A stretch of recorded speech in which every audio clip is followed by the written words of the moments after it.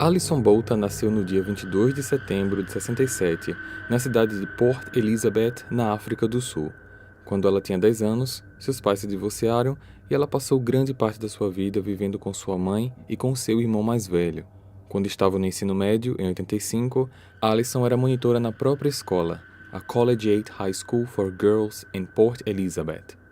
Após se formar, passou 4 anos viajando, conhecendo novas culturas e, quando retornou, conseguiu um emprego como corretora de seguros, emprego esse que ela gostava muito. O tempo foi passando e Alison se tornou uma mulher linda. Passou a viver sozinha, num apartamento na mesma cidade que cresceu e tinha uma vida estável e feliz. Porém, sua vida sofreria uma mudança drástica menos de 2 meses após completar 27 anos. Em 18 de dezembro de 94, o dia havia começado como qualquer outro. Ela passou a tarde na praia com amigos e em seguida todos foram até sua casa, onde comeram pizza, tomaram sorvete, continuaram a conversar e jogaram um jogo de cartas chamado Balderdash. Com o passar do tempo, uma das amigas de Alison disse que iria para casa porque ela estava se sentindo um pouco cansada e já estava ficando tarde também. Preocupada com a segurança da amiga, Alison se ofereceu para dar uma carona. As duas saíram da casa num horário que foi entre 10 da noite e meia-noite. Após deixar sua amiga em casa, Alison retornou para o apartamento, porém, ao chegar, percebeu que a vaga que ela normalmente estacionava estava ocupada. Isso fez com que ela precisasse dar mais algumas voltas no quarteirão até achar um outro local. Depois de parar o carro, ela se virou para o banco do passageiro para pegar algumas coisas e, antes que pudesse sair, um homem abriu a porta do motorista e colocou uma faca em seu pescoço, dizendo que a mataria se ela se movesse. Percebendo a situação perigosíssima, ela permaneceu parada até que o homem se identificou como Clinton e a mandou sentar no banco do carona. Ele então assumiu o controle do veículo e saiu dirigindo pelas ruas de Port Elizabeth. Apesar de estar armado com uma faca, Clinton prometeu que não a machucaria se ela colaborasse e que ele só precisava do carro para cobrar um homem que havia comprado sua TV e lhe devia dinheiro. Alison disse que ele poderia ficar com o carro, com o dinheiro dela, mas que pelo menos a deixasse sair e voltar para casa. Porém, esse homem recusou. Clinton dirigiu até uma outra parte de Port Elizabeth, onde ele encontrou o homem que ele estava procurando, só que ao chegar lá, ele o chamou para entrar no carro. Clinton então apresentou Alison para esse homem como uma amiga e continuou dirigindo e se afastando da cidade. Eles pararam o carro numa área rural afastada de Port Elizabeth, onde quase não havia iluminação na rua. Alison, completamente apavorada, perguntou o que eles iriam fazer. Clinton respondeu que eles planejavam transar com ela e perguntou se ela iria resistir. Em desvantagem, no meio de um lugar completamente desconhecido e escuro e com uma faca apontada em seu pescoço, ela afirmou que iria colaborar. Os 2 homens então a mandaram descer do carro e a estupraram. Durante o ataque, Alison conseguiu identificar nos diálogos dos agressores que o homem que se apresentou como Clinton, na verdade se chamava Franz, e o seu parceiro, que possuía uma expressão vazia e maligna na descrição dela, se chamava Towns. Após a violência, Franz e Towns enforcaram Alison, o que obstruiu suas vias respiratórias e deixou a moça inconsciente, mas não a matou. Eles então a esfaquearam 35 vezes na área abdominal, o que fez com que o seu intestino ficasse exposto. Acreditando ter matado a vítima, os homens se afastaram e começaram a se preparar para ir embora. Todavia, Towns percebeu que uma das pernas dela ainda estava se movendo. Ele então pegou a faca e esfaqueou o pescoço de Alison 17 vezes, fazendo com que ela fosse quase decapitada. Alison havia recuperado a consciência nesse momento e, apesar de estranhamente não sentir dor, ela percebeu que a sua garganta estava sendo cortada, até então perder a consciência novamente. Assim, acreditando que finalmente eles tinham matado a mulher, ambos foram embora, deixando Alison no meio do nada. Só que mesmo após esses ataques brutais, que geraram ferimentos gravíssimos e muita perda de sangue, Alison sobreviveu. Os cortes em sua garganta abriram buracos por onde o ar passava. Foi isso que permitiu que ela pudesse respirar após a obstrução das vias aéreas. Ademais, nenhuma das artérias ou órgãos vitais do seu corpo foram perfurados. Inicialmente, achando que iria morrer, Alison escreveu o nome dos seus agressores com o próprio sangue no chão, para que a polícia pudesse os identificar quando achassem o seu corpo. Embaixo dos nomes, ela ainda escreveu: "Te amo, mãe". O que eu vou falar agora é realmente forte. Claro que tudo que eu já falei aqui foi um absurdo, mas o que eu vou falar a seguir é algo que eu nunca vi acontecer em nenhum outro caso que eu já apresentei aqui no canal. Depois de escrever as palavras, Alison viu uma chance de tentar achar ajuda quando viu algumas luzes de faróis de carros passando um pouco distante de onde ela estava. Ela começou a se rastejar e então percebeu que seu intestino estava para fora do abdômen. Ela viu que tinha uma blusa jogada no chão, blusa essa que um dos agressores deixou no local após o ato, e com essa peça ela meio que amarrou o órgão na barriga para poder se arrastar. Seus movimentos estavam sendo bem devagar e, devido à gravidade, ela imaginou que não conseguiria ter tempo suficiente. Nesse momento, ela tentou se levantar e percebeu o quão sério eram seus ferimentos no pescoço, porque, ao se levantar, ela sentiu sua cabeça caindo para trás. Com uma mão segurando a blusa no intestino e a outra segurando a cabeça no pescoço, Alison cambaleou até a estrada, onde ela deitou no meio e esperou por ajuda. Felizmente, a ajuda não tardou a chegar. Um jovem estudante de veterinária de uma outra cidade, chamado Tian Eilert, que estava visitando Port Elizabeth em suas férias, estava dirigindo e parou ao ver Alison caída no meio da estrada. Ele ligou para uma ambulância e, utilizando seu treinamento como veterinário, conseguiu estabilizar minimamente os ferimentos dela até a chegada do socorro. Quando chegou ao hospital, os médicos ficaram horrorizados com a gravidade dos ferimentos. Um dos médicos, chamado Alexander Angelov, afirmou que nunca havia visto nada parecido em mais de 15 anos atuando como médico. Contudo, mesmo à beira da morte, Alison resistiu aos ferimentos e às cirurgias necessárias. Os médicos conseguiram tratar os ferimentos e, após passar 3 semanas no hospital entubada, ela teve seu corpo funcionando sozinho novamente. Porém, os médicos afirmaram que os seus órgãos reprodutores estavam muito danificados e que ela não conseguiria mais engravidar. Apesar da experiência traumática, Alison se recordava de tudo o que havia acontecido. Com o auxílio da polícia, ela identificou Franz du Toit e Theuns Kruger. Eles confessaram e se declararam culpados não somente por esse estupro e tentativa de homicídio, como também de outras 8 mulheres que infelizmente não tiveram a mesma sorte que Alison teve para sobreviver. A mídia havia inclusive dado à dupla o apelido de Os Estupradores Estripadores, devido à maneira que eles violentavam e matavam suas vítimas. Franz e Theuns foram presos, julgados, e em agosto de 95 eles foram sentenciados à prisão perpétua sem direito à liberdade condicional. Após o ocorrido, Alison sofreu uma depressão aguda e as cicatrizes físicas e emocionais da barbárie as assombraram por muito tempo. Porém, após anos de terapia e de reflexão, ela decidiu encarar seus traumas e contar sua história, se tornando uma porta-voz para as mulheres que foram vítimas de violência sexual. Ela se tornou uma das primeiras mulheres sul-africanas a falar publicamente sobre estupro, tanto nacionalmente quanto internacionalmente. Alison passou a viajar o mundo trazendo esse assunto à tona, o que inspirou outras sobreviventes a contarem suas histórias. Ainda em 95, Alison recebeu o prêmio Rotarian Paul Harris, por uma categoria de Coragem Além do Comum, e o prêmio Mulher de Coragem, pela revista intitulada Feminina. Em 2002, ela lançou o livro I Have Life, que em português significa Eu Tenho Vida. O subtítulo resume, mas de maneira explícita, o conteúdo: estuprada, esfaqueada e deixada para morrer. A inspiradora história de sobrevivência de Alison. Hoje, ela é considerada uma das palestrantes motivacionais mais inspiradoras do mundo. Porém, a maior conquista dela foi o nascimento dos 2 filhos, algo que os médicos consideravam impossível, mas que foi simplesmente a confirmação que ela teve de que todo o seu esforço pela sobrevivência valeu a pena. E lembra do estudante de veterinária que a ajudou na estrada?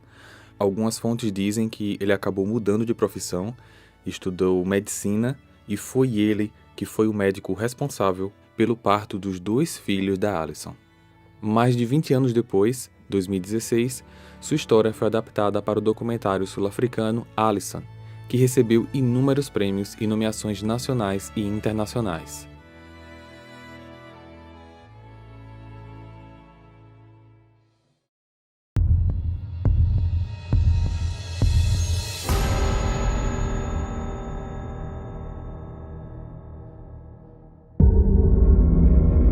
Em 2006, Michelina Lewandowska, uma polonesa de 21 anos, morava numa vila em Lazocin, sudoeste da Polônia, e numa loja perto da sua casa, ela conheceu um rapaz chamado Martin Kasprzak. Martin tinha 19 anos e era um rapaz descrito por muitos como mimado e super protegido pela mãe. Ele era apaixonado por fisiculturismo, mas, segundo algumas fontes, ele costumava usar esteroides para tentar aumentar o seu tamanho e desempenho muscular. Mesmo sabendo que essa não era a forma saudável de conseguir um bom desenvolvimento físico, Martin fazia uso de algumas substâncias que acarretavam em variações de humor e algumas vezes ataques de raiva. Quando completaram um ano de namoro, em 2007, Martin pediu Michelina em casamento e ele deu a ela um anel de noivado de diamante. Apesar do presente caro, o casal não tinha boas condições financeiras. Eles chegaram a iniciar o planejamento do casamento, mas desistiram da cerimônia, pois viram que não poderiam arcar com todas as despesas naquele momento. Eles então continuaram como noivos, mas passaram a planejar um casamento oficial para um futuro, sem uma data determinada. Ainda naquele mesmo ano, Martin sugeriu que os dois fossem morar juntos na Inglaterra, onde alguns familiares dele já residiam, e eles, por sua vez, estavam dispostos a ajudar o rapaz a conseguir um trabalho por lá. Michelina ficou insegura porque na Inglaterra ela não tinha ninguém conhecido por perto, mas confiando nas expectativas de melhora financeira do casal, ela acabou aceitando. Logo que chegaram, eles foram morar na casa de um tio dele e Martin rapidamente conseguiu um trabalho em uma fábrica de carnes. Além do trabalho, ele seguia se dedicando a treinos na academia e ao fisiculturismo. Ainda em 2007, Michelina descobriu que estava grávida, só que a partir da descoberta dessa gestação, o relacionamento começou a desandar. Ele, que era muito ligado às questões do corpo e valorização da aparência física, passou a ser grosseiro com a noiva, aparentemente insatisfeito com as mudanças que a gestação causava no corpo dela. Martin se tornou frio e arrogante e de vez em quando dava indiretas dizendo que ela estava ficando feia e que na academia havia mulheres muito mais em forma do que ela. Michelina amava muito o companheiro e passou a tentar melhorar a relação como podia, mas o que já não estava bom acabou piorando ainda mais em 2008 com o nascimento do Jacob, o filho do casal. Martin não tinha qualquer empatia emocional em relação aos sentimentos da noiva. Ele dormia constantemente fora de casa e bebia muito mais do que o de costume. Quando Michelina descobriu que o noivo estava traindo, inclusive era uma amante fixa, foi a gota d'água e ela decidiu terminar. Michelina disse que voltaria para a Polônia e levaria o Jacob, mas Martin não concordou, pois ele não queria ficar sem o filho. A princípio, eles tentaram se reconciliar. Aparentemente, Martin terminou esse relacionamento extraconjugal e eles foram levando a vida. Só que no dia 28 de maio de 2011, quando Martin estava com 25, Michelina com 27 e Jacob com 3, ele aproveitou que seu tio não estava em casa, que Jacob estava na escola e, junto com um amigo de 18 anos, chamado Patrick Boris, convidou Michelina para irem às compras, o que a deixou visivelmente feliz. Ela pediu alguns minutos para tomar um banho e se arrumar, mas quando saiu do banheiro e foi para o quarto, ela viu Martin e Patrick a olhando e sorrindo de uma forma muito estranha. Antes que ela pudesse perguntar qualquer coisa, Martin tirou do bolso uma arma de choque e colocou no pescoço da noiva, que acabou recebendo uma descarga elétrica e caindo desorientada. Os dois então usaram a fita adesiva larga para imobilizar Michelina, amarrando suas mãos e pés, taparam sua boca e eles a carregaram até a cozinha, onde tinha uma grande caixa de papelão. Com a língua, ela conseguiu desgrudar a fita da boca e começou a gritar perguntando por que eles estavam fazendo aquilo. E Martin disse, abre aspas, eu já te odeio há 4 anos e você nunca mais vai ver o meu filho, fecha aspas. Ele então colocou novas fitas em sua boca, mas dessa vez dando voltas em toda a cabeça dela, para ela não tentar tirar novamente. aplicou mais uma descarga elétrica em seu pescoço, o que a deixou novamente zonza. Os dois então a colocaram dentro da caixa e selaram com a fita adesiva. Eles então puseram a caixa no porta-malas do carro e foram até um bosque afastado, no local onde eles já haviam cavado uma cova. Jogaram Michelina lá dentro, cobriram o buraco com terra, colocaram um tronco de quase 40 quilos em cima da cova e foram embora. Só que poucas horas depois, a polícia bateu na porta do Martin e o levaram preso por tentativa de homicídio. Tentativa porque Michelina conseguiu escapar e chamar a polícia.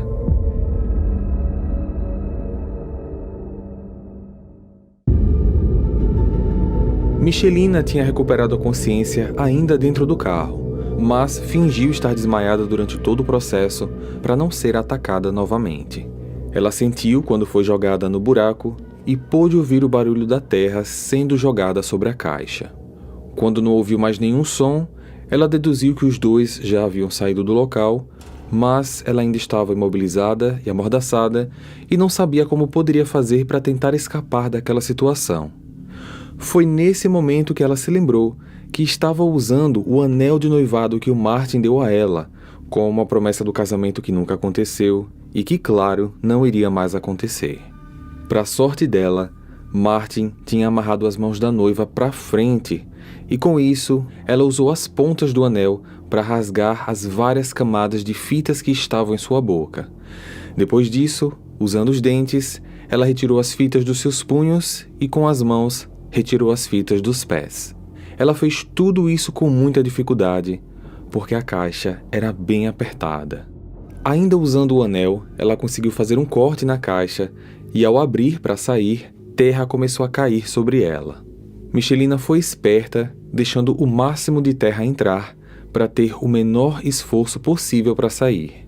Dessa forma, ela conseguiu pôr um braço para fora, até que sentiu o ar fresco e percebeu que não estava longe da superfície. Ela então abriu mais espaço e se levantou rápido, colocando o corpo para fora. Como ela fazia tudo isso olhando para baixo, para que terra não entrasse em seus olhos, ela não percebeu que o tronco estava logo acima e, no movimento rápido para tentar sair, ela acabou batendo a cabeça. Ferida, desorientada e exausta, ela não fazia a menor ideia de onde estava. Mas, ao ouvir carros passando não muito longe dali, ela foi seguindo o som até que conseguiu chegar numa rodovia e ser socorrida por um motorista. O homem que parou para ajudá-la ficou perplexo com a história e, enquanto a levava para um hospital, ele chamou a polícia. Uma equipe foi até o local indicado por ele, onde ele tinha encontrado Michelina, e lá eles entraram no bosque para procurarem a cova, enquanto uma outra equipe foi encontrá-la no hospital. Após explicar os detalhes do crime, uma terceira equipe foi enviada até a casa do Martin, que ficou totalmente surpreso ao ser autuado e preso em flagrante por tentativa de homicídio. Na casa, os policiais encontraram ainda produtos químicos de uso restrito e uma espécie de manual que ensinava como fabricar uma bomba caseira. As investigações mostraram que, pela hora aproximada que Michelina disse ter saído do banho e ser abordada pelo namorado e amigo dele, até o momento em que foi resgatada, ela esteve presa na caixa por cerca de 1 hora. E que logo após o crime, Martin e Patrick foram a um caixa eletrônico onde sacaram 500 libras com o cartão dela. Nos depoimentos, como também nas audiências de julgamento, Martin disse que tudo não passava de uma brincadeira, uma forma de dar um susto na noiva, e alegou que sabia que ela sairia da situação, mas caso ela demorasse para retornar, ele voltaria para ajudá-la. Contudo, a promotoria caracterizou o crime como premeditado, levando em consideração as atitudes dele como um noivo abusivo e ressaltando que a cova já estava aberta. Não tinha como aquele buraco com terra e tronco de 40 quilos ser apenas uma brincadeira. Na audiência final, que aconteceu em janeiro de 2012, Martin foi considerado culpado por sequestro e tentativa de homicídio e sentenciado a 20 anos de prisão. Ele foi julgado novamente no final do mesmo ano, dessa vez por posse de material para confecção de bomba, e foi condenado a mais 4 anos. Patrick foi inocentado da acusação de tentativa de homicídio, mas foi considerado culpado pela participação no sequestro. Ele foi condenado a apenas 4 anos e meio de prisão e hoje já está livre. Durante meu tempo dentro da minha cova, onde eu fui enterrada viva, temi que a minha vida estivesse no fim. Eu rezei para Deus me ajudar a sobreviver para que eu pudesse cuidar do meu filho. Por muitos anos, eu amei o Marcin. Mas depois do ataque, meus sentimentos por ele se transformaram em ódio. Ainda tenho pesadelos de que ele vai voltar para me encontrar e terminar o que começou. Minha única esperança é que ele aceite que o que ele fez comigo foi muito errado. E eu espero que ninguém jamais experimente passar pelo que eu passei. Meu maior arrependimento foi ter me entregado nas mãos de um homem a quem amei e confiei. Michelina voltou para o seu país de origem, Polônia, e atualmente vive uma vida discreta ao lado da família e do filho Jacob.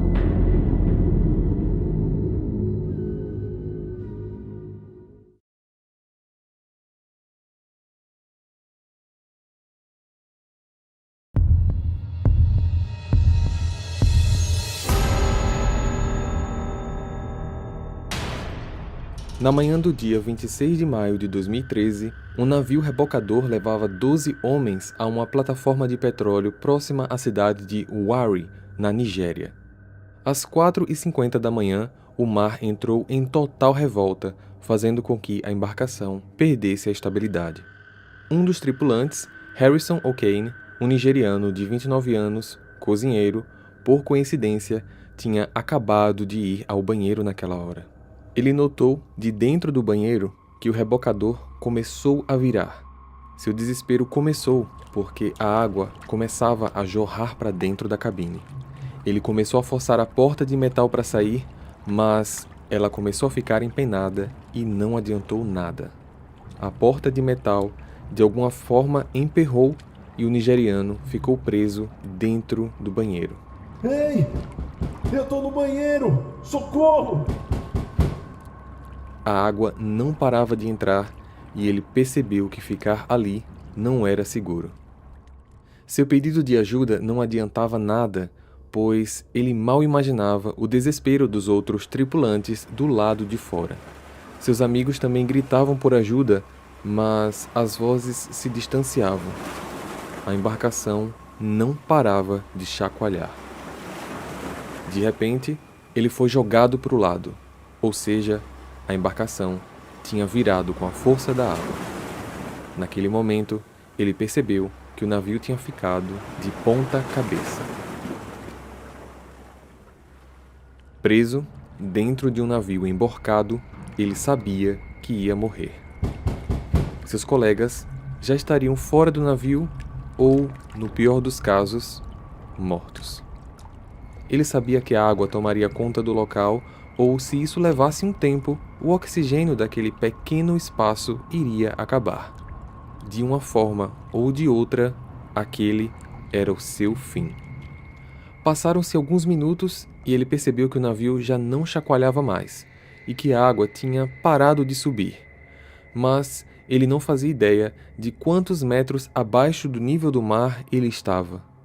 Mesmo que conseguisse sair, ele não sabia se conseguiria ter fôlego suficiente para chegar à superfície. Harrison passou horas pedindo socorro. Eu tô vivo! Pelo amor de Deus, alguém me ajude! Meu Deus do céu, isso não pode ser real!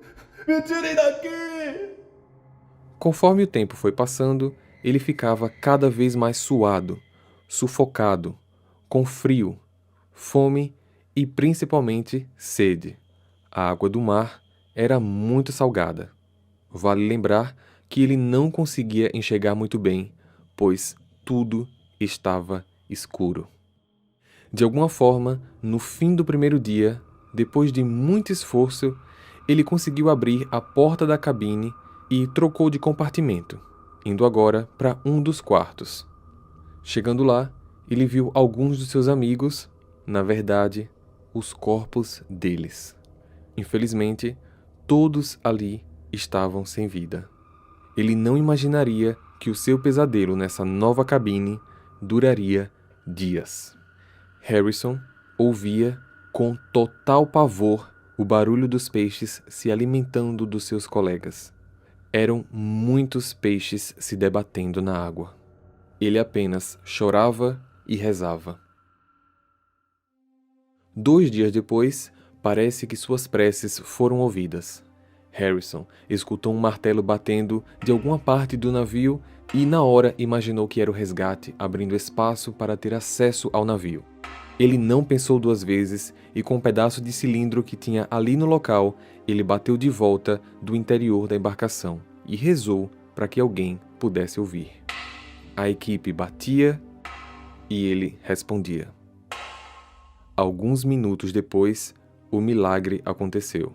Harrison viu uma lanterna aquática vindo do fundo da água até que alguém emergiu. O mergulhador ficou chocado ao ver que um tripulante tinha sobrevivido. Ele estava há mais de 60 horas ali, a 30 metros de profundidade, fraco, mas vivo. Meu Deus, você tá bem? Tô.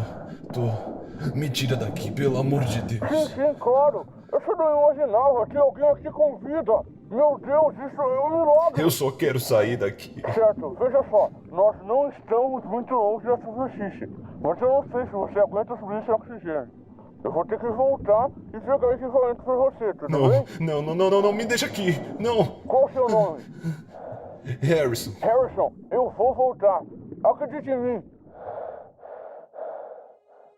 Em menos de 15 minutos, o mergulhador voltou com um equipamento extra, máscara e cilindro de oxigênio.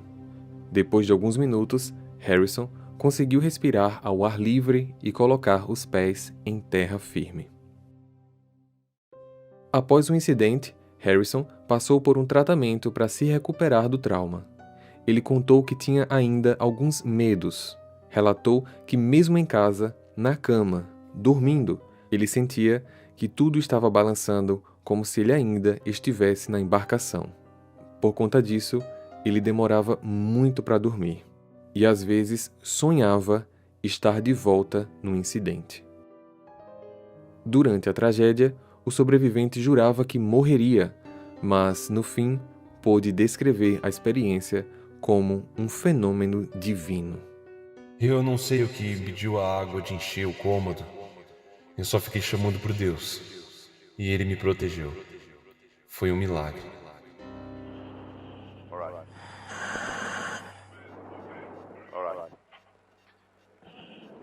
Okay, just reassure him, give him a thumbs up and reassure him.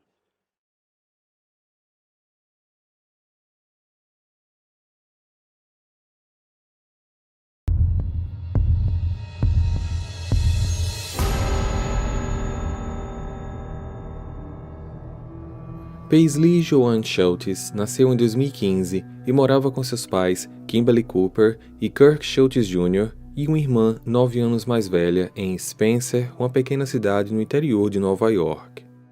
Poucas informações sobre o passado da família são públicas. Sabe-se apenas que no ano de 2019, quando Paisley tinha 4 anos e sua irmã 13, o casal perdeu a custódia das filhas. Não há informação oficial disponível sobre os motivos que levaram Kimberly e Kirk Jr. a perderem a guarda das meninas. Todos os registros do caso na vara da família são mantidos no mais absoluto sigilo. No entanto, sabemos que é preciso haver razões muito relevantes para que um juiz decida por tirar a guarda de crianças tão pequenas de seus pais biológicos. Mas especula-se 2 coisas. A primeira era que, pelos pais não terem condições financeiras de pagar por uma creche ou babá, eles submetiam as filhas a acompanhá-los no trabalho deles, um serviço de pavimentação com maquinário pesado e inseguro para crianças, algumas vezes até tarde da noite. A segunda era que o casal estaria usando drogas ilícitas com frequência. Apesar das meninas irem para uma nova família, na verdade, os novos guardiões legais eram seus avós maternos, os pais da Kim. No dia 13 de julho de 2019, as autoridades cumpriram a decisão judicial. Conforme acordado, a filha mais velha seria pega depois da escola, o que foi feito, mas a mais nova seria recolhida na própria casa. Só que ao chegarem no local, nenhum membro da família foi encontrado. Os oficiais esperaram por algum tempo, mas ninguém apareceu. Eles começaram a conversar com vizinhos, mas ninguém sabia de nada. O avô paterno de Paisley, Kirk Sr., disse não saber onde o filho, a nora ou a neta estavam, mas suspeitava que Kimberly teria sequestrado a filha e fugido para Pensilvânia, e que seu filho Kirk Jr. provavelmente teria ido atrás delas para trazê-las de volta. Nos dias seguintes, a polícia seguiu essa pista, mas não acharam ninguém. Os esforços para localizar Paisley foram incansáveis. Não apenas a polícia, mas a população também ajudou.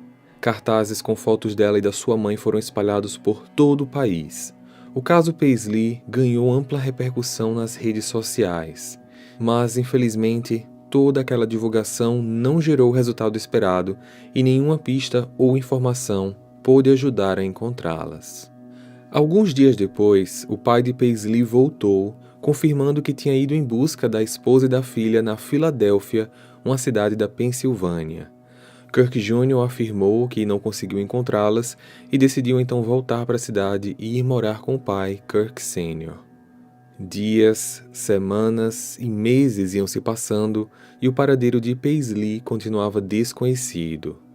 Desde o início, a polícia suspeitava do envolvimento do pai, da mãe e do avô paterno no desaparecimento da menina.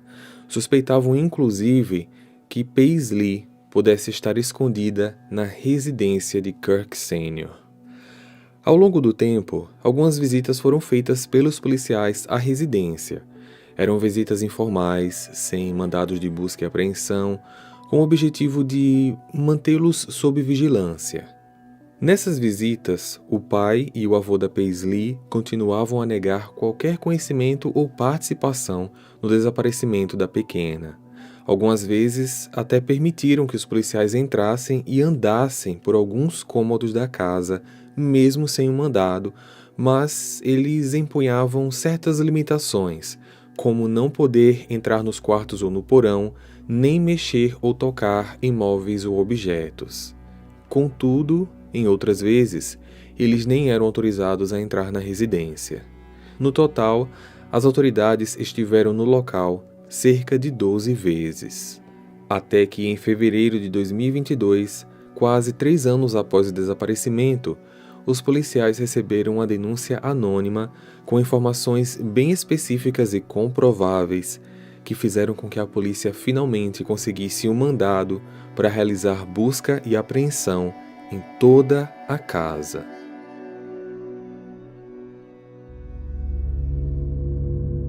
No dia 14 de fevereiro, por volta das 8 da noite, policiais bateram a porta de Kirk Sr., devidamente munidos de autorização judicial, para entrar e vasculhar todos os cômodos da propriedade. Enquanto executavam a busca, os policiais faziam questionamentos ao avô e ao pai da Paisley, que continuavam negando saber do paradeiro. Quando finalmente puderam entrar no porão, ao qual tantas vezes antes foram impedidos, os policiais ficaram surpresos. O lugar era um espaço muito grande, totalmente mobiliado e equipado como um apartamento completo. O porão contava com cozinha, banheiro, sala de estar e 2 quartos. Um dos quartos pertencia claramente a Paisley. Tinha o nome dela na parede, tinha decorações infantis, várias bonecas espalhadas, brinquedos, roupas, além de uma cama que parecia ter sido usada há pouco tempo, com o lençol e o cobertor revirados. O senhor confirma que a menina Paisley não está aqui? Sim, eu confirmo. Confirma também que ela não esteve aqui recentemente? Eu já falei várias vezes. Eu não vejo a minha filha desde 2019. Mas por que então o senhor mantém aqui um quarto dedicado a ela? Eu tenho esperança de que ela vai voltar. Por isso deixo um quarto sempre pronto. Mas você não tem a guarda dela. Quando ela voltar, ela precisará ir para a casa dos avós. Qual o motivo então desse quarto? Eu acredito que vou ter a guarda dela de volta. Fazia cerca de 1 hora que os policiais estavam cumprindo o mandado, mas nenhum sinal da Paisley. Frustrados, eles já estavam se preparando para deixar o local quando um dos detetives percebeu algo meio estranho na escada de madeira do porão. Ele notou um certo desnivelamento e fendas irregulares nas tábuas que fechavam os degraus. O detetive se abaixou para olhar mais de perto e, ao apontar a lanterna na direção de uma das rachaduras, ele avistou um cobertor. Ao remover a madeira para obter uma visão melhor, ele viu 2 pezinhos. Mais degraus foram retirados até que se revelasse por completo o que havia sob a escada. Um cubículo frio, úmido, sujo e escuro, onde Paisley, agora com 6 anos de idade, e sua mãe Kimberly estavam escondidas. Naquele local totalmente insalubre, a polícia encontrou também cobertores, travesseiros, peças de roupa, um par de botas infantis e um panda de pelúcia. Muito provavelmente, aquele era o lugar onde Kimberly se escondia com a filha todas as vezes que a polícia esteve na casa. Apesar de Paisley parecer muito assustada, ela não emitia qualquer palavra ou som. Aliás, durante todo o tempo em que a polícia esteve vasculhando a propriedade, ela se manteve no mais absoluto silêncio, provavelmente sob o domínio e opressão da mãe, que a acompanhava no esconderijo. Kimberly, na época com 33 anos, foi retirada da escada e recebeu voz de prisão dos policiais. O pai e o avô, Kirk Jr. de 32 e Kirk Sr. de 57, também foram detidos. Os 3 foram encaminhados para a delegacia e mantidos sob custódia. Paisley foi encaminhada para uma avaliação médica e felizmente puderam constatar que ela estava em um excelente estado de saúde e sem qualquer vestígio de maus-tratos ou abuso. Em seguida, a menina foi levada para a delegacia, de onde seria levada posteriormente para o reencontro com seus avós e sua irmã mais velha.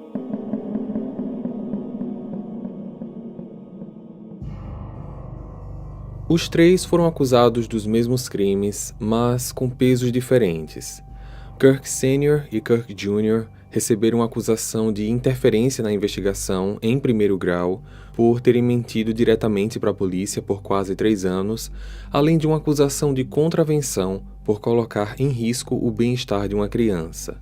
Já Kimberly foi indiciada por interferência na investigação, mas em segundo grau, já que ela não chegou a falar diretamente com a polícia, e por colocar em risco o bem-estar de uma criança.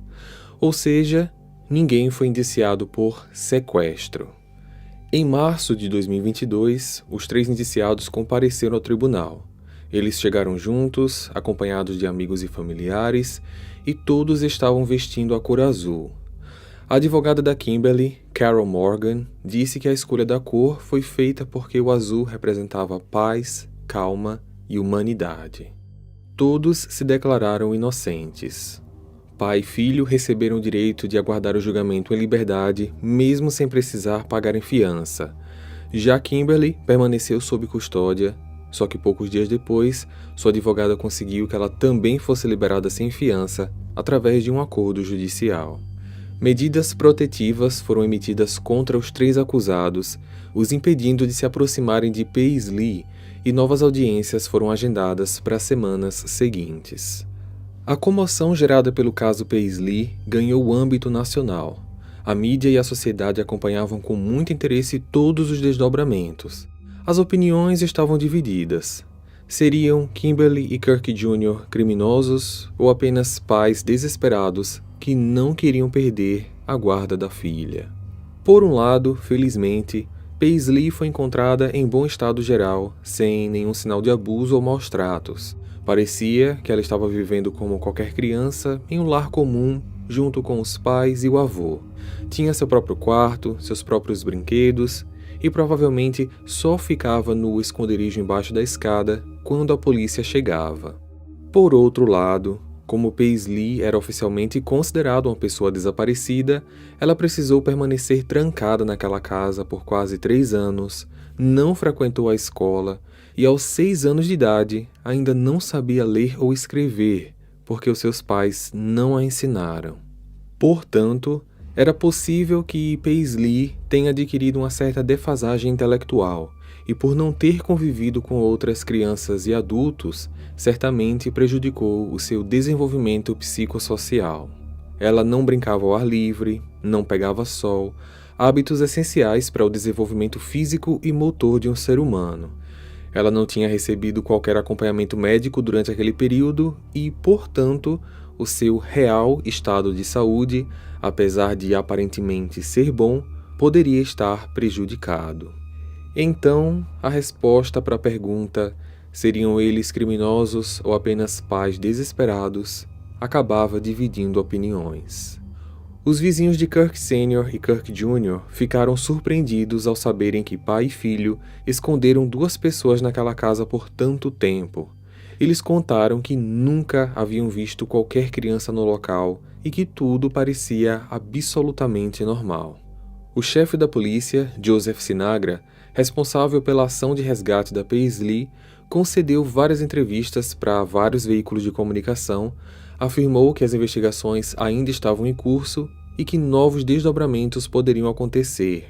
Além disso, ele fez ponderações muito importantes sobre o caso, que parecia ser bem mais complexo e controverso. Não sabemos exatamente como a Paisley viveu nos últimos 2 anos e não sabemos que tipo de dano pode ter sido causado pelas condições sob as quais ela viveu. Ela foi separada de sua irmã, não ia à escola, não levava uma vida normal.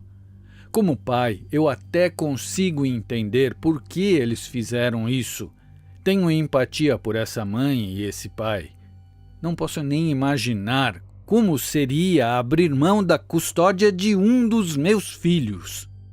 Mas como bom pai é preciso compreender que, às vezes, a coisa mais difícil a fazer, que é abrir mão do seu filho, é a coisa certa a fazer. Acho que tudo isso é realmente lamentável para essa família porque é um retrocesso. Vai atrasar qualquer possibilidade desses pais recuperarem a custódia das filhas. Se eles tivessem cumprido a ordem judicial há 2 anos, dependendo de qual era a deficiência dentro da família que levou um juiz a remover as crianças dos pais, haveria uma boa possibilidade de eles tomarem as medidas corretivas indicadas pelo tribunal, resolverem seus problemas e hoje teriam pleno direito à custódia. Espero que a família tenha aprendido com isso e que em algum momento no futuro, com o acompanhamento adequado do Estado e dos serviços sociais do condado, essa família possa se reunir novamente e ganhe o direito de reaver a custódia. É o que desejamos.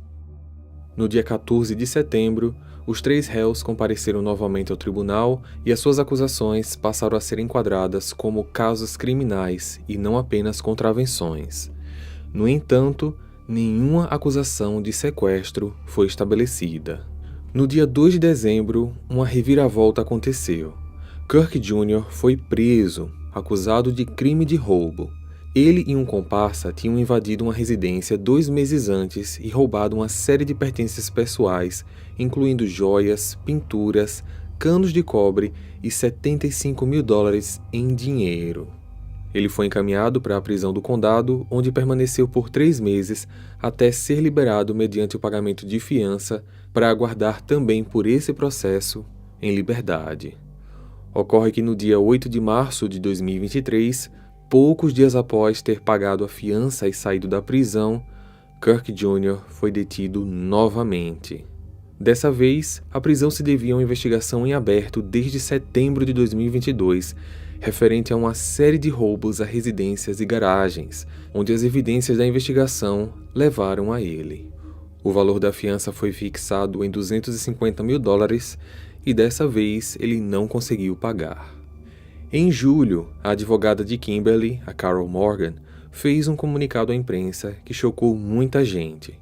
Ela revelou que a sua cliente tinha assinado um novo acordo judicial onde a custódia das 2 filhas seriam devolvidas a ela.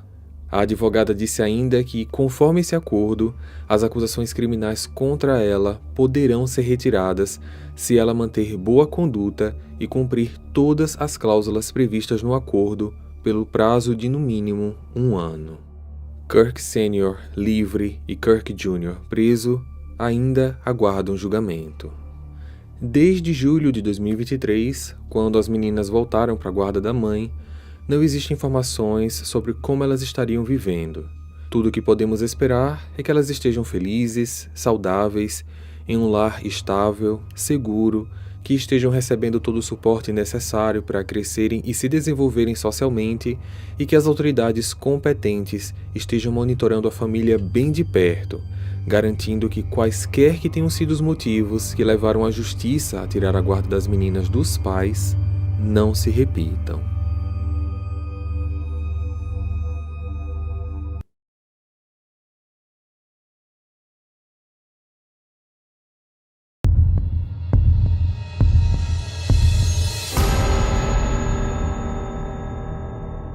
Rick McGee é um rapaz que nasceu no ano de 71 em Vitória, Austrália.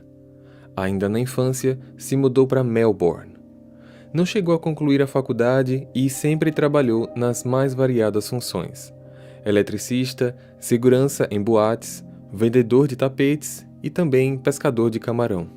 Além disso, ele já foi preso por se envolver numa briga na cidade de Perth, onde, na ocasião, havia também delito que envolvia drogas. Em janeiro de 2006, aos 35 anos, Rick recebeu uma oferta de trabalho em um departamento do governo em Port Hedland, no oeste da Austrália. Ele aceitou o trabalho e partiu em uma longa viagem que até já havia feito várias vezes antes. Dirigindo um Mitsubishi Challenger de 2001, ele pegou a Buntyne Highway, que em grande parte da sua jornada foi numa trilha deserta. Durante a viagem, Rick avistou 3 homens sentados à beira da estrada com um carro parado. Tudo bem aí com vocês, pessoal? Opa, cara. Nosso carro ficou sem gasolina. A gente tá pedindo ajuda faz tempo, mas ninguém para. Todo mundo passa direto. Bem, comigo não tem problema. Querem uma carona até o próximo posto de gasolina? De lá vocês arrumam um jeito pra voltar. Nossa, com certeza. Obrigado, cara. Já dentro do carro, de repente, os caronas começaram a agredir o Rick e ele sentiu como se algo tivesse furado o seu braço e apagou. Quando acordou, ele estava no banco do carona, enquanto uma outra pessoa dirigia o seu carro. Ainda zonzo, ele tentou retomar o controle do volante, mas alguém que estava atrás deu um golpe em seu pescoço, que o fez desmaiar novamente. Quando acordou pela segunda vez, ele já estava em um pequeno acampamento e amarrado. Quem são vocês? O que vocês querem? Levem meu carro, eu não me importo. Só me dê um pouco de água. Por favor. Podem me deixar aqui. Os homens estavam organizando mochilas, parecendo que iam partir. Assim que viram Rick acordando, eles lhe entregaram uma garrafa de água. Nessa hora, Rick só pensou que o que estava acontecendo ali era um grande assalto. Apenas nesse momento, ele se lembrou que naquela área existiam pessoas que pagavam pelo roubo de passaportes, principalmente para golpes financeiros e troca de identidades. Um pensamento que ele se culpou amargamente de não ter se lembrado antes de dar a tal carona. Rick acabou desmaiando novamente e, quando acordou, estava numa cova rasa, coberta por uma lona preta, usando apenas a camisa, a calça, mas suas meias e sapatos foram roubados. Ao checar seus bolsos, ele percebeu que sua carteira tinha desaparecido, mas ainda tinha $14 e as chaves do seu carro.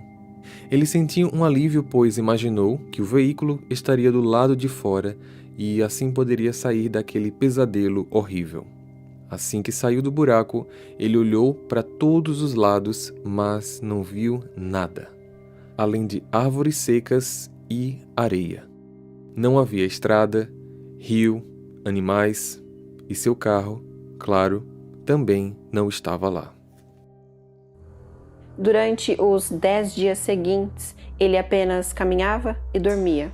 Descalço, frequentemente ele perdia a consciência por causa da exaustão do calor, que chegava a cerca de 40 graus. Durante a noite, ele dormia muito pouco, pois o frio não o deixava confortável. Apesar de ser um deserto, para a sorte do Rick, às vezes chovia, então ele conseguia beber água de vez em quando. Mas ao perceber que nem todo dia chovia pela sobrevivência, ele passou a beber a própria urina algumas vezes. Como fonte de alimento, ele ingeria algumas flores e até os animais que encontrava: cobras, sapos, formigas e lagartos. Após 10 dias andando, ele encontrou um local onde conseguiu achar uma pequena represa e próximo dali um local para se abrigar. Ele decidiu então se instalar por algum tempo para tentar se proteger do sol, recuperar as energias e principalmente deixar o pé cicatrizar para continuar a sua caminhada. Nos dias seguintes, ele fazia apenas o básico para a sobrevivência. Caminhava próximo dali para beber água e se alimentar. Contudo, com uma dieta fraca, ele acabou ficando nesse lugar por mais 2 meses. Até que no 7º dia, enquanto descansava, ele ouviu um carro passando próximo ao seu abrigo. Rick saiu e começou a balançar os braços para chamar a atenção e pedir ajuda. Ele foi resgatado por 2 funcionários da estação Birindundu, que faz parte de um grupo da empresa Heytesbury, uma das maiores produtoras de gado de exploração da Austrália. Rick estava a cerca de 30 quilômetros dessa estação e, por sorte, esses funcionários tomaram esse caminho naquele dia para visitar uma outra estação. Há 71 dias, Rick pesava cerca de 100 quilos, mas, ao ser resgatado, estava com apenas 45. Devido ao seu estado, ele acabou ficando internado no hospital por 3 semanas, colocado em uma dieta rigorosa. Só que durante esse período, um novo pequeno contratempo tomaria o seu tempo. A história que ele deu não convenceu a polícia. Existiam muitas pontas soltas. Se os criminosos queriam roubá-lo, por que o mantiveram por algum tempo? Por que foi deixado para morrer numa cova rasa ao invés de matá-lo e enterrá-lo de vez? Se seu carro tinha sido roubado, por que não levaram a chave junto? A polícia acredita que esta é uma versão que o Rick contou para acobertar algo que foi feito contra ele, que se for pesquisado mais a fundo, ele também poderia acabar tendo algum problema com a polícia. Rick passou por atendimento psiquiátrico por vários médicos e um deles afirmou que não podia afirmar que a história era verdadeira, mas também ele não podia negar. Levando em consideração as condições climáticas e fisiológicas em que ele passou durante os 71 dias, sua consciência poderia ter sofrido algum tipo de dano que só o tempo poderia tentar ajudar. Assim, por falta de provas que pudessem desmentir o que Rick afirmava, o caso acabou sendo fechado e solucionado como vítima de um assalto e sequestro que sobreviveu a condições de abandono. Em 2010, 4 anos depois do ocorrido, Rick lançou um livro chamado Deixado para Morrer: Como Sobrevivi a 71 Dias no Inferno de um Deserto. Ele acabou viajando para vários lugares para autografar seus livros e fazer pequenas palestras motivacionais. Atualmente, Rick está casado com uma moça chamada Kate, a qual ele conheceu no mesmo ano em que foi resgatado. Além disso, trabalha em Dubai numa empresa de construção civil. E você sobreviveria a 71 dias no deserto?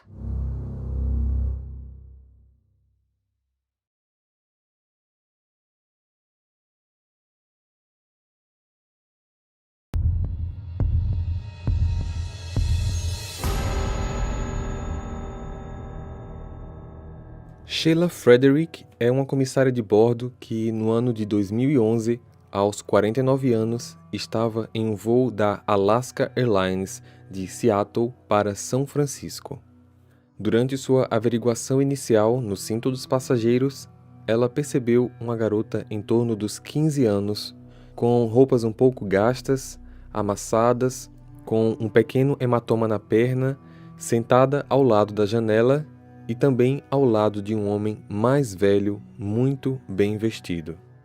A menina olhou para a comissária com um olhar que, nas palavras de Sheila, perfuraram sua alma.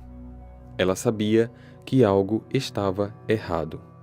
Sheila foi ao banheiro, deixou um papel e uma caneta e no papel estava escrito: "Você precisa de ajuda?" Durante a distribuição das bebidas, ela entregou o menu de refeições para o senhor ao lado da garota e, enquanto ele olhava o cardápio, Sheila gesticulou para a garota: "Vai lá no banheiro", apontando para o qual ela deveria ir. Minutos depois, a menina foi e retornou. Sheila imediatamente foi ao banheiro para checar o bilhete.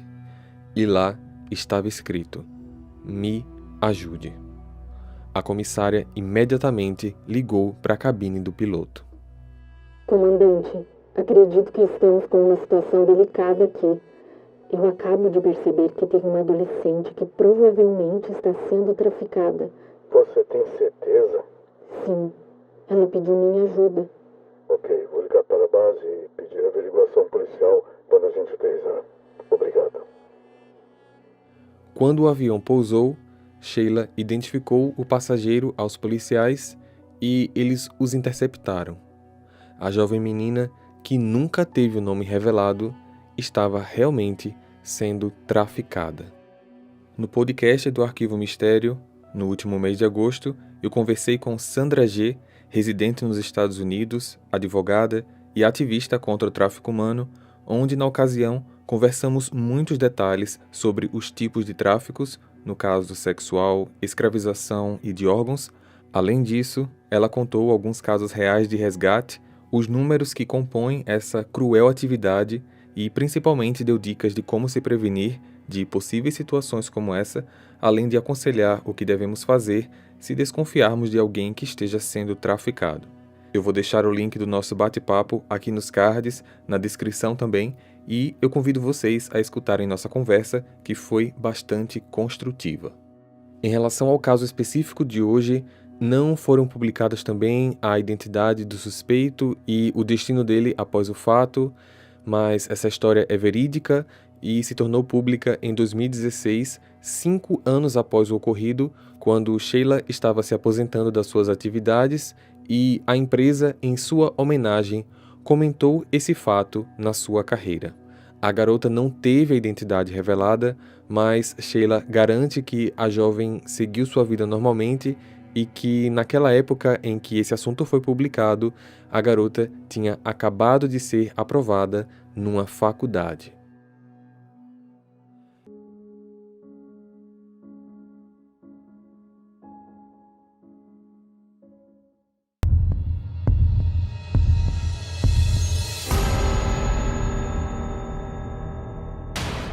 Lisa Joy Terris nasceu no ano de 92 na cidade de Louisville, em Kentucky, Estados Unidos. Não se tem informações sobre os seus pais. Nada foi encontrado sobre sua mãe e sobre o seu pai, apenas o nome é conhecido, William Terris. Além disso, ela tem um irmão e uma irmã. Lisa já trabalhou como garçonete e, na época desse caso, ela estudava radiologia.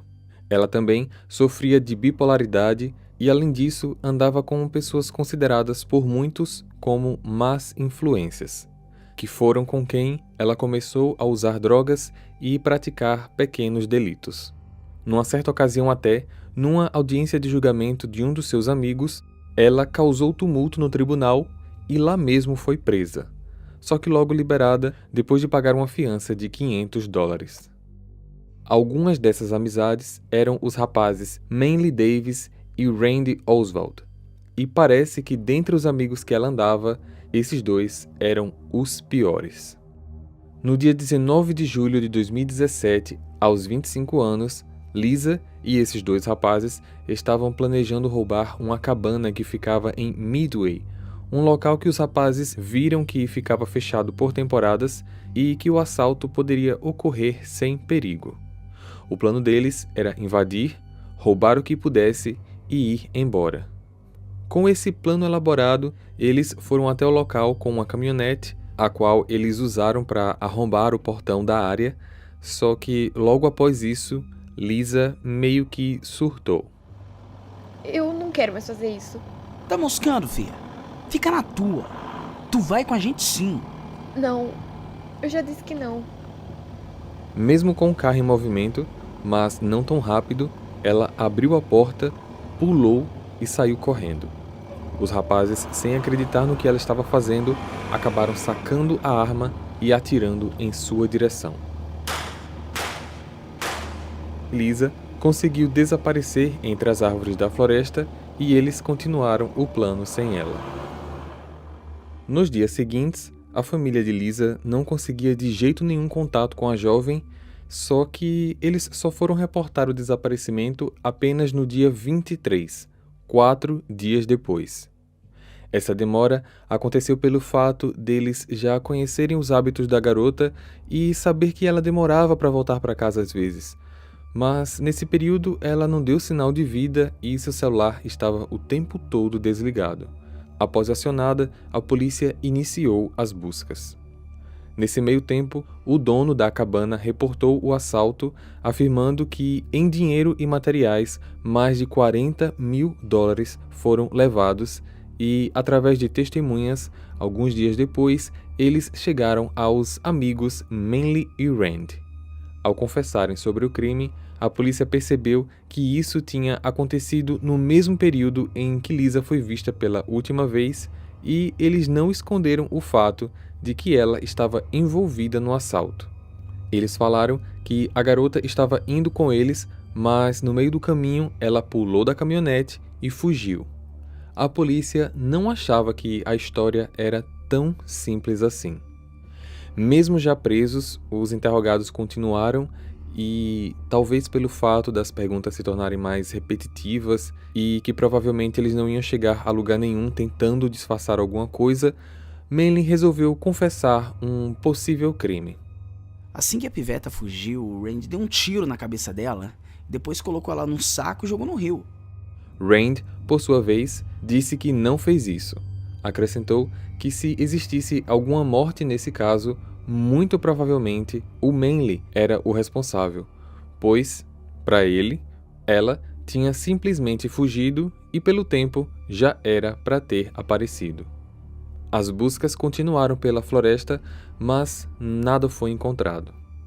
Assim, no dia 14 de agosto de 2017, 26 dias depois do desaparecimento, Lisa foi declarada morta. Só que no dia 17 de agosto, uma mulher chamada Judy Garner, enquanto dirigia pela rodovia 82, acabou vendo uma garota muito magra andando devagar com a ajuda de um galho, mancando, completamente nua e pedindo carona. Quem era essa garota? Lisa Terrace. Lisa estava completamente desnorteada, confusa, perdida e foi encaminhada diretamente para o hospital. Ela tinha perdido cerca de 20 quilos. Sua pele estava muito ressecada, com muitas queimaduras de sol por todo o corpo, feridas de mosquitos e tonalidade bastante avermelhada. Durante o período em que ela ficou internada, as autoridades resolveram não falar muito, pois ela estava bastante debilitada. Mas, quando ela foi se recuperando, eles começaram a interrogá-la e ver que muita coisa não fazia sentido. Lá na floresta, eu bebi muita água do chão, com barro. Eu também, às vezes, sugava a água do meu cabelo. Comi plantas, frutas vermelhas e alguns cogumelos que eu vi nas árvores. Eu dormia no chão e andei todos os dias até chegar em alguma estrada. Segundo a polícia, a distância entre a cabana e o local em que Lisa foi encontrada era de aproximadamente 10 quilômetros. Como que ela passou 4 semanas para percorrer essa distância? Além do mais, os cogumelos da região são todos venenosos e não existem frutas vermelhas naquela área. Um fato curioso também foi que ela apareceu 3 dias após sua declaração de falecimento. Devido aos fatos, a polícia elaborou 2 teorias. A primeira, ela pode ter usado uma quantidade excessiva de metanfetamina, a qual causou um ataque psicótico agravado pela sua condição bipolar, e por isso ela pode ter se perdido na floresta. Mas isso não explica o motivo dela estar perdida num raio de 10 quilômetros por praticamente um mês. A segunda teoria é que ela não se perdeu, mas sim ficou escondida ou mantida em cativeiro devido ao assalto. Talvez essa história de que ela fugiu não tenha sido verdade e Manly e Rand tenham a aprisionado e que, após serem pegos, ela conseguiu fugir desse possível local. O fato de não ter as frutas vermelhas que ela citou e não ter morrido com o consumo dos cogumelos pode ser que eles a estavam alimentando. Talvez essas histórias podem ter sido criadas por sua mente através dos delírios. Para falar a verdade, tudo é muito confuso. Lisa disse não se lembrar de nada do dia do assalto. Ela lembra que eles planejavam fazer isso, só que depois ela só se lembra de estar na floresta sozinha. Manly e Rand continuaram presos por diversos crimes que ambos já estavam sendo procurados. Por não haver, nesse caso, uma parte criminal por parte dela, ela era apenas uma garota resgatada e a polícia acabou reativando seu atestado de vida, suas acusações e fechando esse caso em específico. Vale reforçar que, apesar de todas essas informações estranhas da situação, Lisa sofria de bipolaridade e não de dupla personalidade, o que faz com que seja estranho essa perda de memória.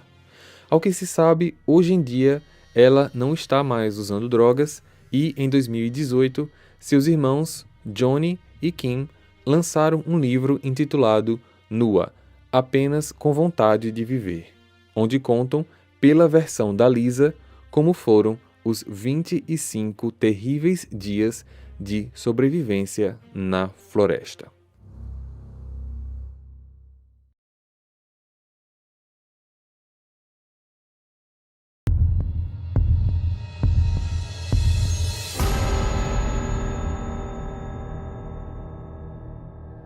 Patricia Campbell Horst, chamada pela família apenas de Pat, nasceu no dia 20 de fevereiro de 54 em São Francisco, na Califórnia. Ela é filha de Randolph Apperson Horst e Catherine Wood Campbell. Quando esse caso aconteceu, ela tinha 19 anos e era estudante na Universidade de Berkeley, no norte da Califórnia. Pat era de classe alta devido a um imenso patrimônio que seu avô paterno deixou para a família. William Hearst foi um empresário, editor de jornais e político americano conhecido por desenvolver a maior rede de jornais, a Hearst Communications, fundada no final do século XIX e que, por sinal, existe até os dias de hoje. Poucos dias antes dela completar 20 anos, no dia 4 de fevereiro de 74, Pat estava com seu noivo, Stephen Weed, na casa dele e, no meio da noite, alguém bateu na porta. Como era tarde, Steven abriu apenas um pouco para ver quem era. Do lado de fora, uma moça pedia ajuda. Oi, boa noite. Eu bati com o meu carro, ele não está funcionando. Posso dar seu telefone? Steven mal teve tempo de pensar, pois, após a moça falar com ele, várias pessoas apareceram por trás dela, arrombaram a porta e entraram no local. Ai, meu Deus! Você vem com a gente! Ai, meu Deus! Calada! Os sequestradores haviam apontado uma arma para a cabeça dela e a obrigaram a deixar o local. Seu namorado não ficou ferido e foi ele quem imediatamente avisou a família o ocorrido. Os criminosos eram membros do Exército Simbiótico da Libertação, que era um grupo de guerrilheiros com o objetivo de derrotar a ditadura corporativa do governo do então presidente Richard Nixon. Os membros desse grupo acreditavam que, devido à influência e ao status financeiro da família Hearst, eram eles quem comandavam, entre aspas, os Estados Unidos, e assim, através dela, eles conseguiriam realizar alguns pedidos. No cativeiro, um dos sequestradores, Donald DeFries, explicou para Pat quem eles eram e o que queriam. Você é prisioneira de guerra. Nós vamos negociar sua libertação pela de 2 dos nossos companheiros que estão sendo torturados por esse sistema presidiário fascista da América. Ela ficava vendada todo o tempo, para comer, ir ao banheiro, tomar banho. Eles não a machucaram de forma nenhuma, mas também ela não os via. As exigências foram feitas através de uma gravação em fita cassete, gravada pela própria Pat e tocada na rádio 94.1 KPFA-FM, 2 dias depois do sequestro, 6 de fevereiro. Apesar da influência que os sequestradores pensavam que a família tinha, o Estado não acatou o pedido da libertação dos companheiros do grupo. Devido a essa fita ter sido tocada na rádio, todo o país acabou sabendo do sequestro. 6 dias depois, no dia 12 de fevereiro, uma nova fita foi enviada para a rádio. Hoje é sexta-feira, 8 de fevereiro. Em sinal de boa-fé, eles estão fazendo uma nova exigência. O valor de $70 em alimentos deverá ser doado para cada pessoa pobre do estado da Califórnia. Quero avisar que eu não estou passando fome nem sendo machucada ou torturada. Se puderem organizar a distribuição de alimentos antes do dia 19, tudo ficará bem. E eu serei libertada. No dia seguinte, dia 13, a rádio fez uma transmissão do pai da garota em resposta ao pedido. A quantia de $70 por pessoa pobre na Califórnia dará um total de aproximadamente $400 milhões. Pat, estou fazendo todo o possível para tirar você daí, mas eu não posso atender essa exigência.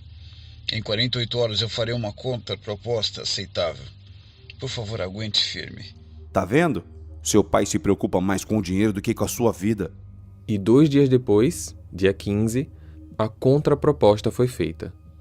A empresa Hearst doará $4 milhões em alimentos se Pat Hearst for libertada ilesa. Sua família pensa que somos idiotas? Se a gente te liberta, eles não pagam.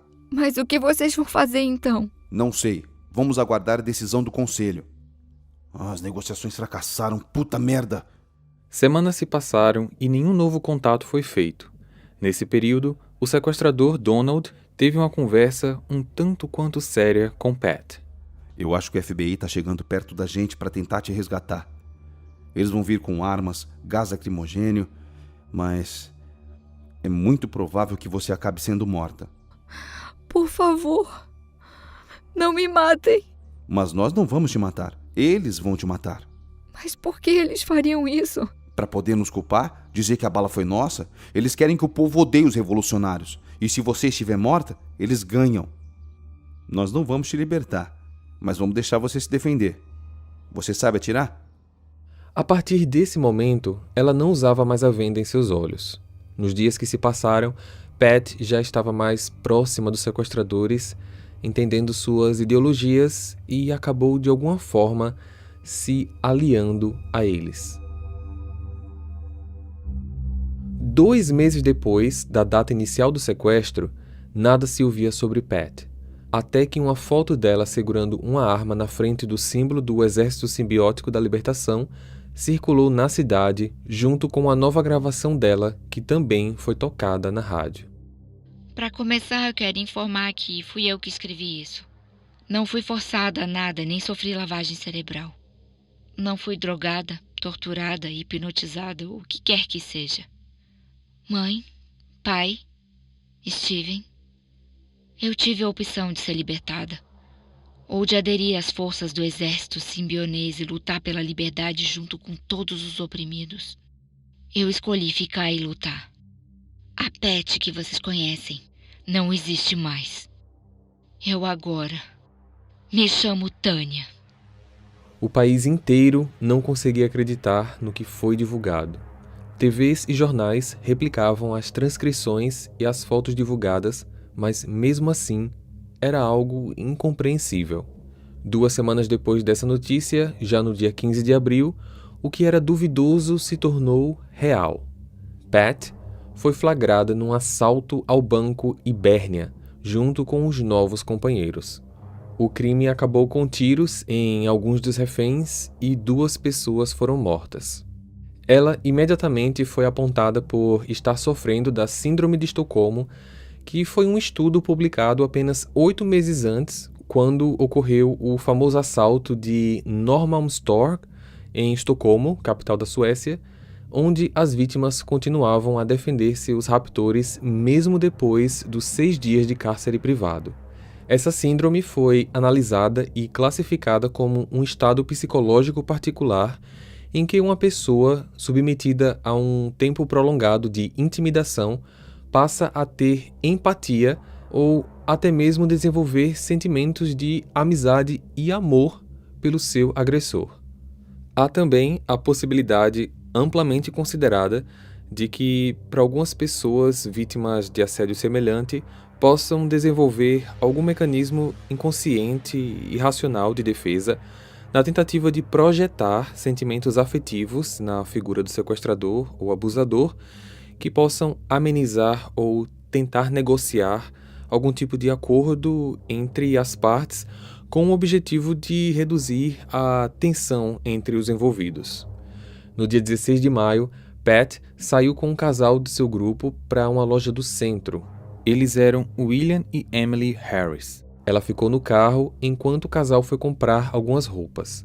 Contudo, já na loja, esse casal decidiu fazer pequenos furtos, que foi percebido pelo gerente. Quando eles saíram, o gerente os confrontou do lado de fora. O funcionário segurou William com força e, no movimento, a sua arma caiu da cintura. Pat viu tudo do lado de fora e simplesmente atirou diversas vezes. O casal conseguiu entrar no carro e todos fugiram. A busca da polícia por Pat e o grupo em que agora ela fazia parte não parou, até que no dia 18 de setembro do ano seguinte, 75, após profundas investigações, ela foi localizada em um apartamento em São Francisco e presa junto com alguns dos integrantes do grupo que estavam lá no momento. Pat estava pesando 40 quilos e, na prisão, diversos sinais de traumas foram registrados. Seu QI caiu de 130 para 112. Haviam enormes lapsos de memória em relação à vida pré-Tânia, passou a fumar e constantemente reclamava de pesadelos. Seus advogados alegaram que Pat sofreu lavagem cerebral, mas a alegação não foi aceita e, por causa disso, ela foi considerada totalmente responsável pelas suas ações. Ações essas que incluíam até relacionamento amoroso com o líder do grupo, mas ela insistia em dizer que foi obrigada a manter esse relacionamento. As audiências de julgamento duraram 6 meses e no dia 20 de março de 76, último dia do julgamento, Pat foi condenada por assalto a banco e uso de arma de fogo durante prática criminal. Recebeu a pena máxima de 35 anos. A vítima, que passou a ser criminosa, mudou o sentimento da população de preocupação enquanto sequestrada para indignação enquanto cúmplice. Mas, após a condenação, a população sentiu alívio e sabia que a justiça estava sendo feita. Parece que a influência da família no governo americano, de alguma forma, interferiu na decisão do julgamento. Após 22 meses de cumprimento da pena, o presidente Jimmy Carter mudou a sentença de Pat de 35 anos para 22 meses e, coincidência ou não, ela já tinha cumprido 22 meses de prisão. Por conta disso, ela se tornou livre. Apesar de livre, ela tinha perdido os direitos civis, o que implicava em não poder trabalhar, ter complicações legais para sair do país, dentre outras coisas. Então, era mais uma liberdade da cadeia, mas como cidadã, ela ainda estava presa ao Estado. 2 meses após sua libertação, Pat Hearst se casou com Bernard Lee Shaw, um policial que fazia parte da sua equipe de segurança pessoal. Apenas em 2001, mais de 20 anos depois, o presidente Bill Clinton concedeu o perdão oficial e, aos 46 anos, ela retomou todos os seus direitos. Em 2018, aos 64 anos, a CNN fez um documentário chamado A Radical História de Pat Hearst, com o objetivo de revisitar sua história, mas Pat divulgou um comunicado denunciando o projeto. Ela disse: "Não é nenhum segredo que eu fui sequestrada, violentada e torturada aos 19 anos. O que se seguiu foi uma série de eventos que foram resultado direto da destruição de uma criança, por dentro e por fora. Por mais difícil que pareça, eu me tornei uma esposa, mãe e avó orgulhosa. E não tenho qualquer interesse em reviver um momento tão violento e doloroso da minha vida." Contudo, ela nunca se manifestou contra qualquer lançamento de filmes e documentários anteriores a esse, como Aprovação de Pat Hearst, de 79, Pat Hearst, de 88, ou ainda Guerrilheira Pat Hearst, de 2004. Hoje, livre, Pat está com 67 anos.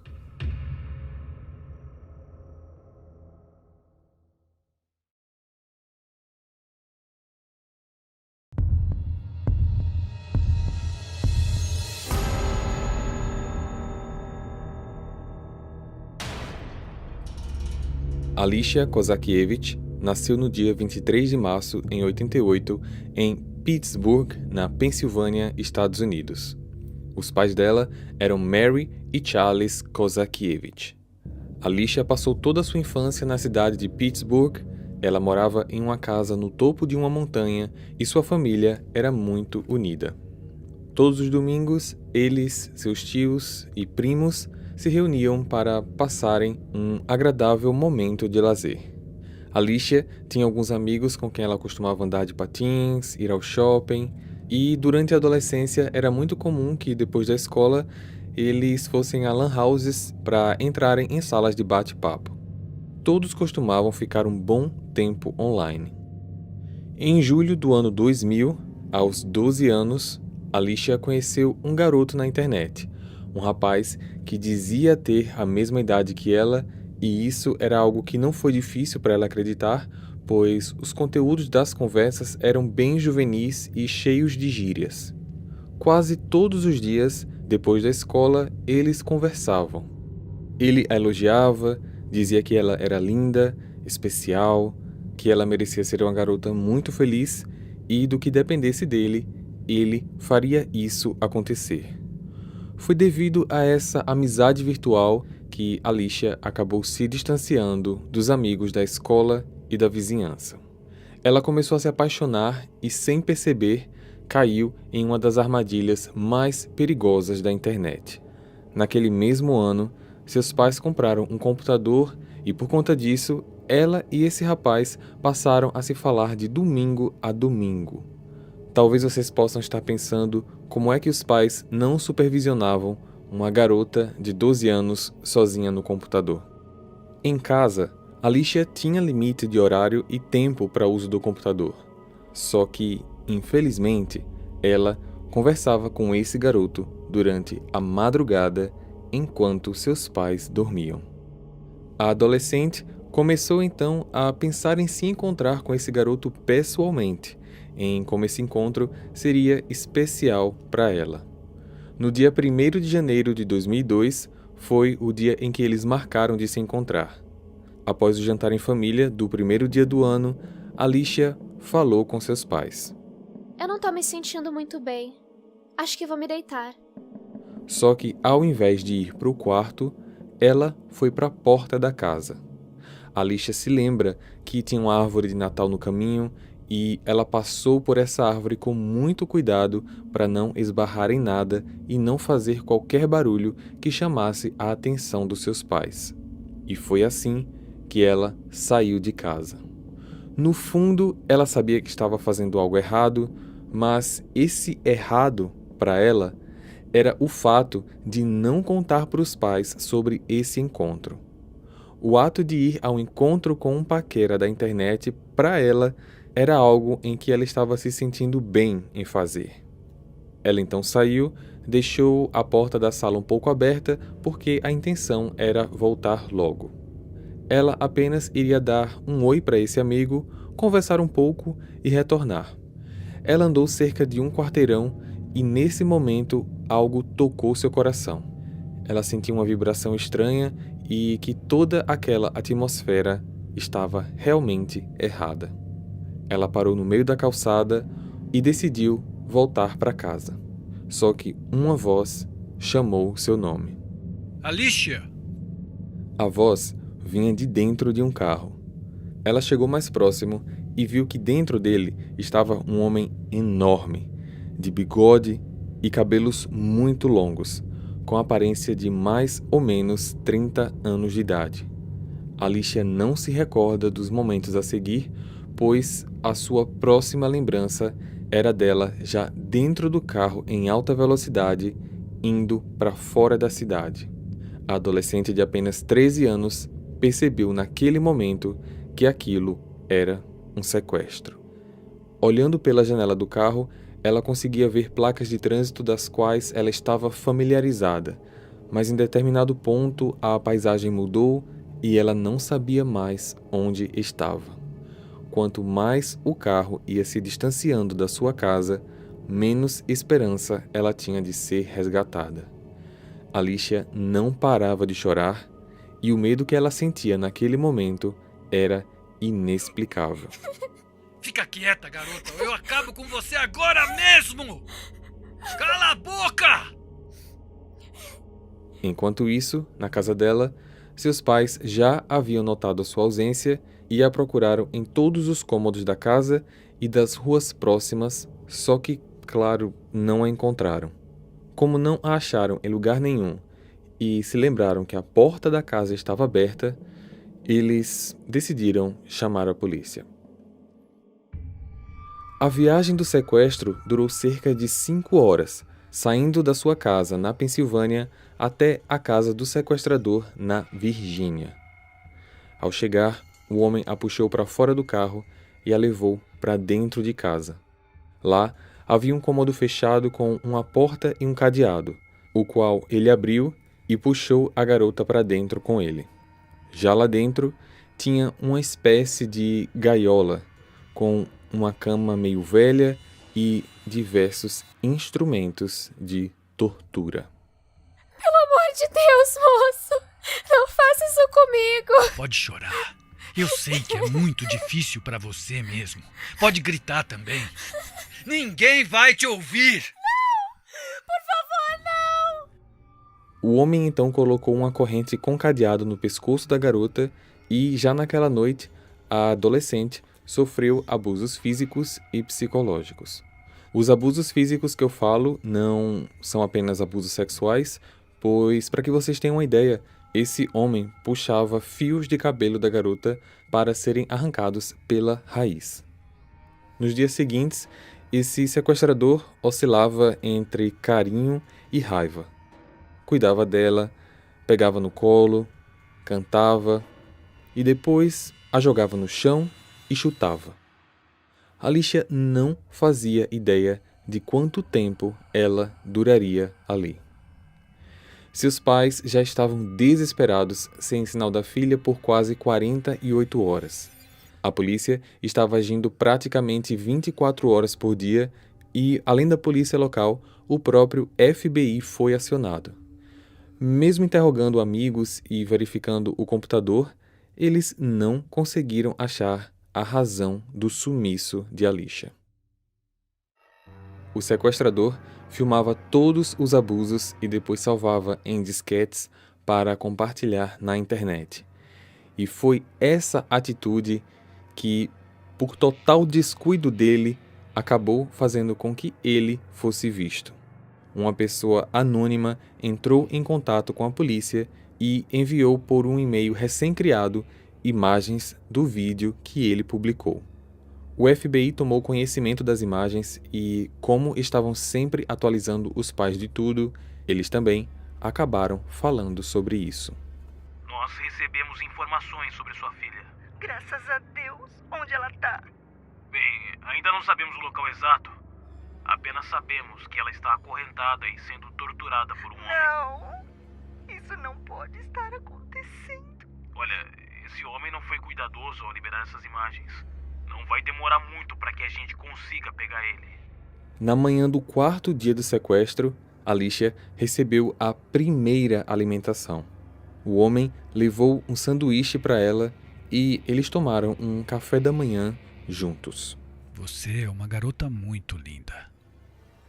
Eu realmente gosto de você. Quando eu chegar do serviço hoje, nós vamos dar uma volta, tudo bem? Alicia sabia que quando saísse para esse passeio, ela nunca mais voltaria. Ela imaginou então que aquele seria o dia que ela precisava fazer de tudo para fugir antes que ele voltasse do trabalho. Só que, acorrentada pelo pescoço e dentro de uma gaiola trancada a cadeado, ela não tinha muitas esperanças.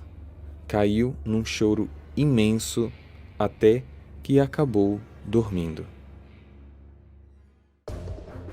Poucas horas depois, ela foi acordada com homens invadindo a casa e imaginou que eram pessoas que estavam ali para matá-la junto com o sequestrador. Como um mecanismo de defesa, mesmo presa, ela se jogou para debaixo da cama e tapou sua própria boca com as mãos para não gritar. Alguns minutos depois, ouviu-se a porta daquele cômodo tentando ser arrombada. Alicia viu o milagre acontecer. Aqueles homens eram do FBI. Num choro de alívio, ela saiu de debaixo da cama e lembra até hoje as correntes geladas que encostavam na sua pele sendo deixadas para trás enquanto estava sendo carregada pelos braços de um dos policiais. O FBI conseguiu localizá-la através do endereço de IP do computador do sequestrador. Mas quem era esse homem? Scott Tyree, de 38 anos, divorciado 2 vezes e com uma filha de 12, a qual possuía uma guarda compartilhada e que estava com ele pelo período das festas de fim de ano. Scott tinha deixado a filha com a ex-mulher poucas horas antes que sequestrou Alicia. O seu julgamento não demorou muito para acontecer e nem para ser finalizado. Scott foi condenado a 19 anos e 7 meses de prisão. Em entrevistas, Alicia conta que teve pesadelos horríveis depois de tudo isso que aconteceu. Desenvolveu transtorno de estresse pós-traumático e significativa perda de memória. Muitas coisas que aconteceram em sua vida antes desse sequestro, ela não se recorda. Parece que existe um tipo de bloqueio de muitas informações após esse choque emocional. Infelizmente, a população, talvez não contente com a resolução do caso, colocava a culpa na própria Alicia, e por mais que agora ela estivesse livre de um cativeiro, ela estava ainda presa no mundo onde, de vítima, passou a ser julgada. Por conta disso, ela e a família perceberam que as pessoas não tinham ideia de como estar na internet era um alvo frágil para muitos predadores. Nos anos seguintes, para alertar as pessoas sobre isso, ela passou a visitar escolas e dar pequenas palestras sobre o assunto, principalmente contando o que viveu. Essas visitas se desenvolveram tanto que, assim que ela atingiu a maioridade, ela fundou o Projeto Alicia, que é um projeto de defesa criado para aumentar a conscientização sobre predadores online, sequestro e exploração infantil. Em fevereiro de 2019, faltando apenas 2 anos para o cumprimento total da pena de Scott, ele conseguiu um direito à liberdade condicional, contanto que fosse transferido para um centro de recuperação em Pittsburgh, lembrando a mesma cidade de Alicia, para que lá ele pudesse receber um acompanhamento e tratamento para ressocialização. Enquanto estava nesse local, ele acabou acessando diversos sites adultos com conteúdos proibidos e, por conta disso, em outubro do mesmo ano, sua liberdade condicional foi revogada e ele foi condenado a mais alguns anos de detenção. Eu não consegui achar o período exato dessa nova condenação, pois, pelo sequestro de Alicia, esse prazo finalizaria agora no início de 2021, só que ele, até o momento, continua preso. Já Alicia, hoje está casada, é uma personalidade bastante conhecida, principalmente por suas ações como palestrante motivacional e como especialista e defensora da segurança na internet.